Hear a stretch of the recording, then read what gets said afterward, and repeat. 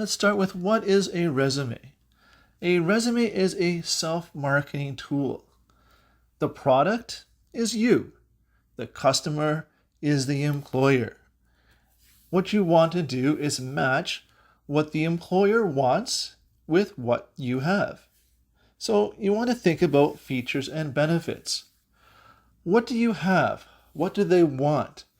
Think of examples of when you have used those skills or demonstrated those qualities. Where did you use them? When? What was the situation? How did you use them? Why did you use them? What was the benefit? So that's the features and benefits. I have this. This is my example that shows I have it. So I can do this for you. So you want to highlight for the employer in a very succinct way what you can do for them. And again, matching what they want. Just show them what they want, nothing extra. And how do you know what they want? There's a lot of different ways. You can research the company or the position on Facebook, maybe on LinkedIn or Twitter. You can find information on their news. Best place is probably on their own websites. Go to their websites, see what they have available. What do they say about themselves and their company? Because the more you know about them, the better you can match what they're looking for. Wouldn't it be nice if they had a good document that just showed everything they wanted, a nice little wish list? Well, they do, and that's in your job posting. So you want to look carefully at that job posting. Hopefully your job posting is detailed. If you know about the job, of course you can go above and beyond the job posting, but the job posting is a good place to start. So in the job posting, highlight keywords. Think about what they're asking for. So in this example for an administrative assistant, they mentioned they want a multitasker, a self-starter with strong computer skills, somebody who's organized and has a good attention to detail. If you have those qualities, you want to highlight those on your resume. They also mentioned being able to work independently as well as in a team, a very common thing. You have to deal with a difficult environment. They say constant interruptions, distractions, time pressure, concurrent demand. So what does that all mean? They're looking for somebody that's focused, somebody who has good time management skills. They're going to be working in a busy environment. So if you have that experience, show that you've worked in similarly difficult, challenging, busy environments where time management might not have been easy. They ask about establishing rapport, so communication skills are important. And definitely mention your computer skills if you have them. Try to match what they're looking for. Don't talk about every program you know how to use. Highlight specifically the ones that they want. Show them what you've got. So how do you format the resume? So things to always include on your resume. Always use the same font throughout the whole resume. Just make it consistent. I always recommend a sans serif font because it's easier for scannability. So something like Arial is nice, but there's a large variety of different fonts you can use that don't have serifs that are easy for computers to scan for those keywords. I don't think you should use something that's overused like Times New Roman. If you are using the same font as everybody else, it just looks like everybody else's. And Times New Roman looks a little old-fashioned, so I don't recommend using that one. Make it big and easy for them to see what you're saying. I know you're limited with space, but type size of 11 or 12 is usually good, except your name, which we'll talk about in a minute. Make sure to include a lot of white space where you can. The more readable it is, the easier they can find your information quickly, and it doesn't feel like it's overwhelming a lot of information. And a resume generally should only be 1 to 2 pages maximum. Less is always more with a resume. If you can get it down to 1 page, fantastic. But if you need 2 pages, that's okay too. Other things to think about. Generally, when you're using bullet points, they're not going to be full sentences, so you don't need to put periods at the end of every bullet. If you do, that's fine too. You can put periods at the end of all of them, or don't put periods at the end of all of them. Just make it consistent all the way through. They're looking for perfect spelling, perfect grammar, so always have someone check it when you finish writing it. Even the best of resume writers will miss things. Nobody's perfect, so it's always good to get a second set of eyes to look at that resume. Like I mentioned, be consistent all the way through. In a resume, you do not use I, me, or my, and try to write always with positive language. Put yourself in a positive light. Don't talk about what you can't do. Just focus only on what you can do and what you have done, and again, how that relates back to the employer. So the first thing on the resume to include are your personal details. So on the top of the resume, your name, big, bold, font size 20 plus. Include your first and last name, center it at the top. You, again, are the product. You want to highlight you. You want name recognition. You want to show them that you are confident. So your name should be big and bold and should stand out very easily. When you include your address information, put it underneath your name in a regular size font, 11 or 12. Again, center it. Include your full address. You don't need to spell out Ontario. You just use ON. Anywhere in Canada, they're going to know that. Do not write Canada unless you're applying overseas, because again, everybody in Canada will know Ontario is Canada. And make sure you spell out drive, street, road, crescent, that sort of thing. It's a formal document. It is a marketing tool, but it's a formal document, so you need to make sure that it looks proper.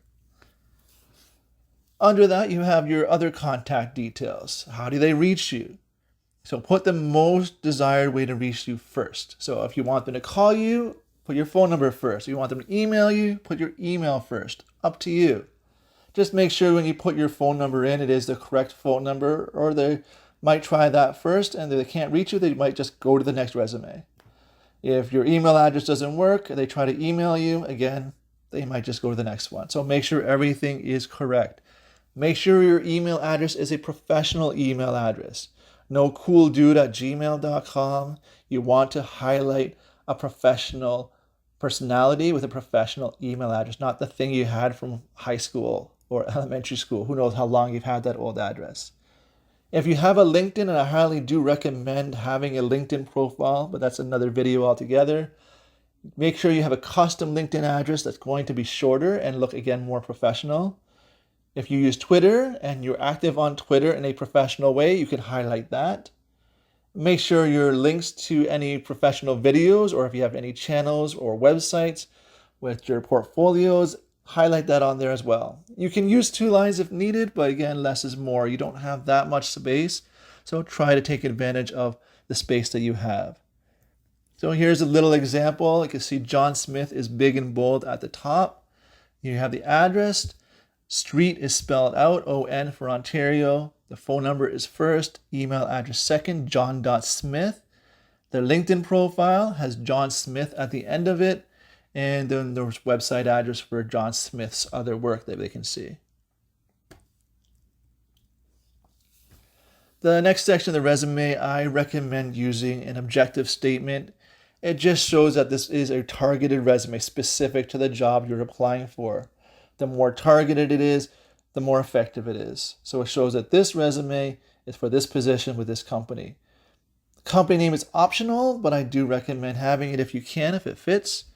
Again, center it and bold it, make sure it stands out. This can be a little bit bigger, but not too big.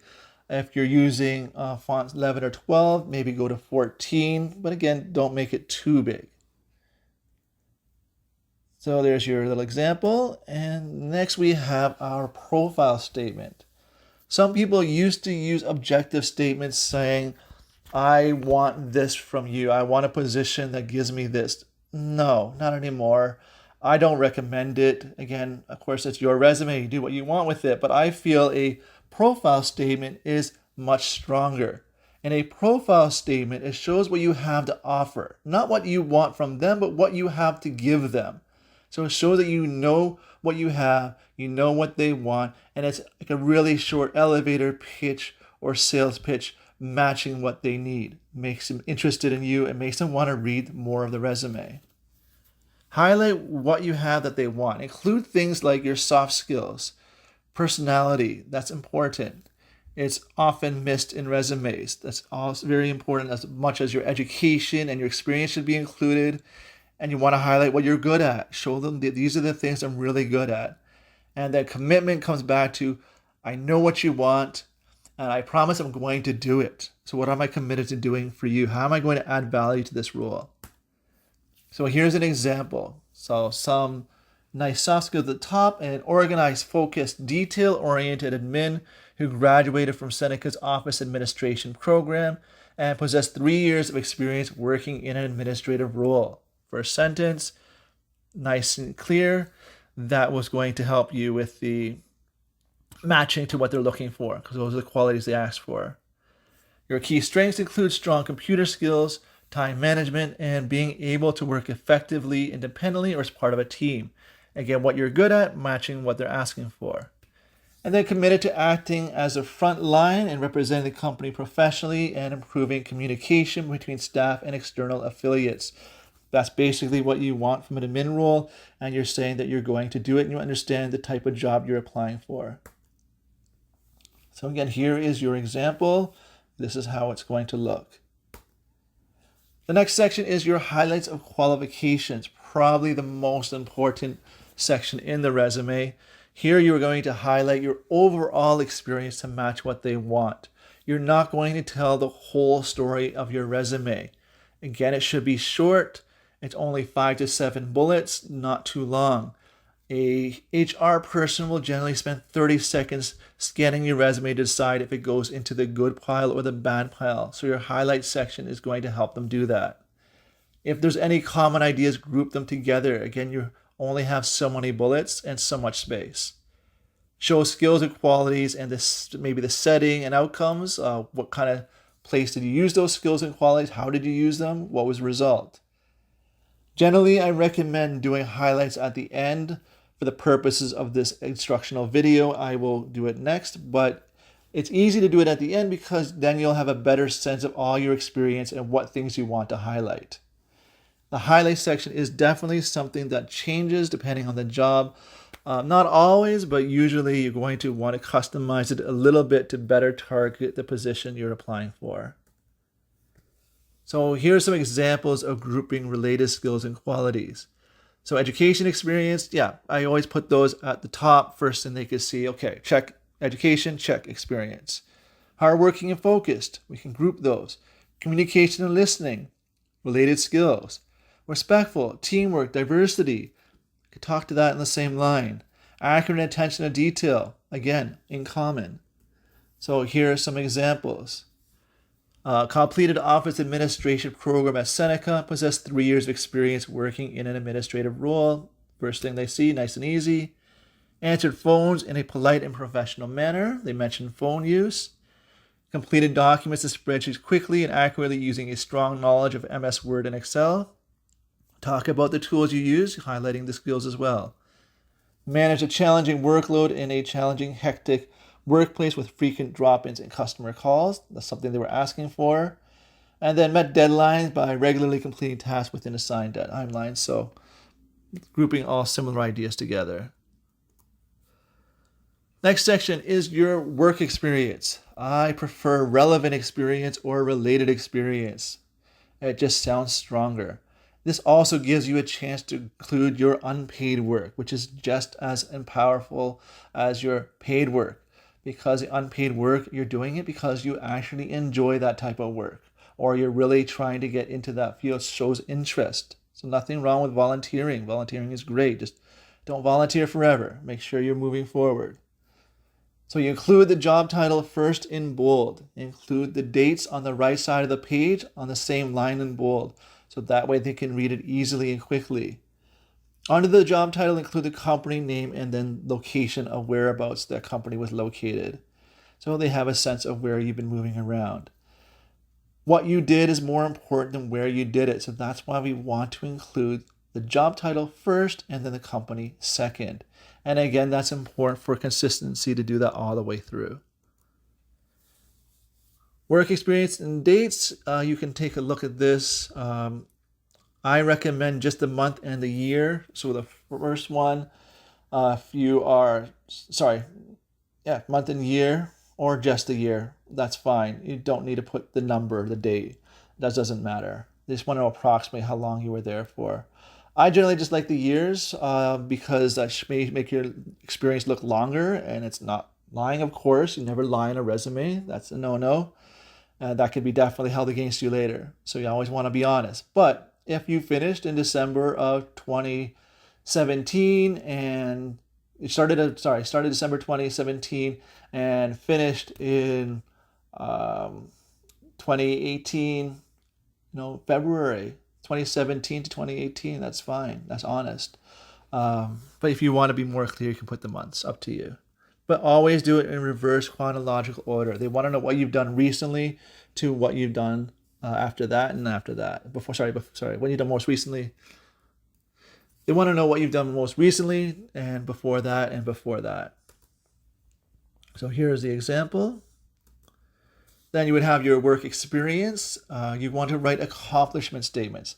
5 to 6 bullets for the most relevant experience, 2 or 3 for less relevant, and only go 10 years back. Anything more, it's not as relevant anymore. So how do we write accomplishment statements? This is probably the most difficult part of writing resumes, but also important, very important. You need to start with an action verb, a strong word. I'll give you some examples. Think about, what did you do? How did you do it? What tools did you use? What processes did you do? Skills or qualities. Think about, what was the benefit? What was the result of what you did?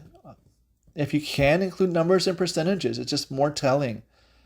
Everybody likes numbers and percentages resumes because it's so many words, numbers stand out, and it shows more clearly what the work environment was like, what kind of demand you were dealing with. Always make your accomplishment statements 2 lines or less. You're going to organize them in order of your most valuable and relevant experiences at the top, so relate it back to the job again. And try to make experience that, of course, relate to the position of being applied to. If it's not relevant, you can just leave it out for this resume because they don't care. They don't. They just want to know what they want to know.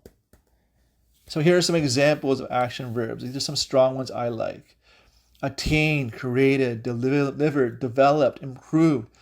Shows that you're making things better. If they just read the first word down that line, they'll see some strong things that you've accomplished, and that will create interest. Do not include things like ability to create, ability to develop, or responsible for creating, responsible for developing. Just say what you did. Created, developed, improved, maintained. Leave these out. It's just taking up extra space and it doesn't sound as strong. So here's an example. So managed is the action verb. A high volume of calls, drop-ins, and emails, what you did. How did I do it? Using strong multitasking skills. And the result of that was able to deliver high quality service. Perfect, strong. Education include the course name first and in bold. Dates should line up on the right end of the page, just like you did with your work experience. Also, only include dates for the last 10 years. Not important to show dates if it's more than 10 years. And under course name, include school and location. So again, what did you study before, where you studied it? How do you do the dates? There can be some confusion there. So if you're still studying, you're going to say start to present. If you finished, you'll say month and year you finished, or just the year that you finished. If you're not finished, you're going to do start month and year to end month year, or start year to end year, showing that it's not done yet. I'm still working there. I'm still studying there. So here's your education example. Okay, so do not include on your resume age, gender, relationship status, picture or references. In North America, you do not include anything that could be held against you. So we don't want to know how old you are. It's not important for the job. If you're younger or older, there's advantages of both. They can kind of get a sense of, does that have an effect during the interview, but it should not stop you at the resume point. Gender, male, female, transgender, none of their business, again, doesn't affect your ability to do the job. Relationship status, doesn't matter if you're single or married or dating, again, has nothing to do with the job, so leave it out. Picture, oh, I love this one, I know. You look really cute, but keep out the picture. Not professional, not in North American standards, so leave that out. References, we used to include references available upon request at the bottom of each resume. You can do it if you want to, but it's not necessary. It's expected. They're going to want to contact your references.